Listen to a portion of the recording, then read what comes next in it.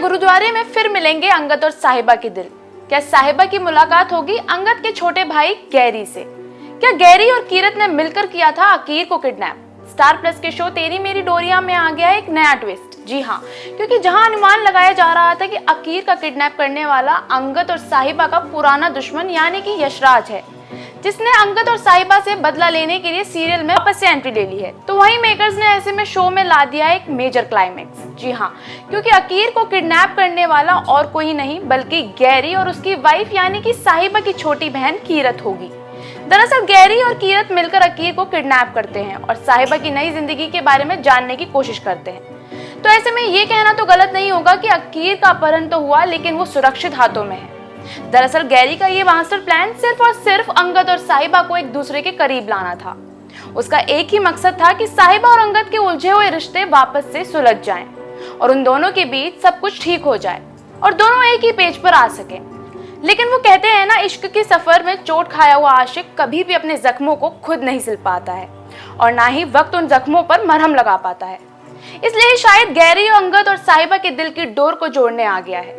हालांकि गैरी को ये करना काफी आसान लग रहा है, लेकिन अंगद और साहिबा को फिर से मिलाना इतना आसान नहीं होगा, क्योंकि दोनों के बीच अभी भी वही पुरानी बातों को लेकर काफी ज्यादा गुस्सा है और इस वक्त दोनों एक दूसरे को देखना भी नहीं चाहते।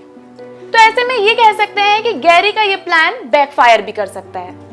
लेकिन वहीं सीरियल के अपकमिंग एपिसोड में आपको देखने को मिलने वाला है कि साहिबा और अंगद एक बार फिर से गुरुद्वारे में मिलते हुए नजर आएंगे, जहां अंगद सेवा करता हुआ नजर आने वाला है और साहिबा दिलजीत के साथ गुरुद्वारे में माथा टेकने आती है और इसी दौरान साहिबा की जूती में फंसी एक कील उसे परेशान कर रही होती है, जिसके बाद अंगद साहिबा की हेल्प करता हुआ नजर आएगा।